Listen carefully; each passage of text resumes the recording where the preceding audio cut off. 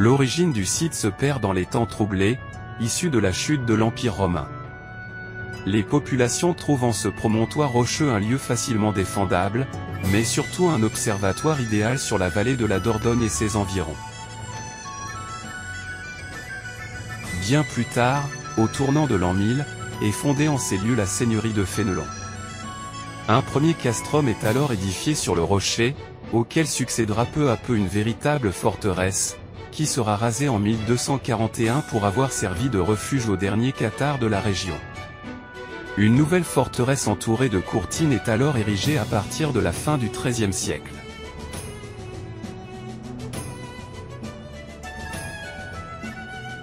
Elle est commandée par un donjon crénelé, dominant une cour intérieure fortifiée, ou haute cour.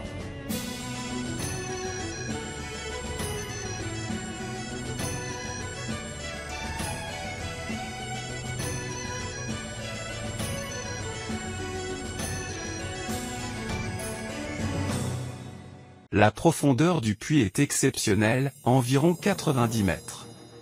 Il est entièrement taillé par la main de l'homme dans le roc. Sa construction demeure une énigme, et les archéologues pensent qu'il devait exister à l'origine une faille géologique naturelle. Le site étant occupé dès l'époque mérovingienne, cette faille a été explorée pour découvrir, au fond, une rivière souterraine débouchant dans une grande cavité.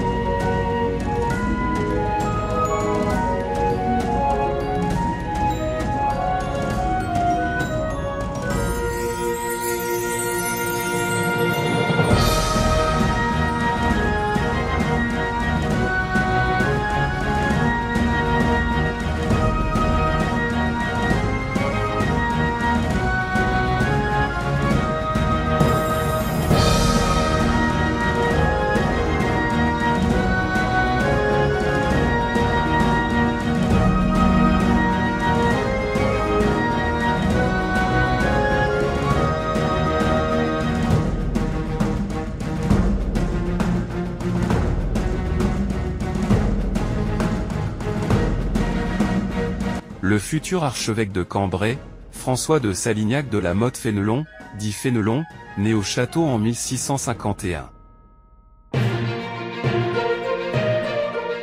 La série télé, Fortune de France, a été tournée en partie dans le château de Fénelon.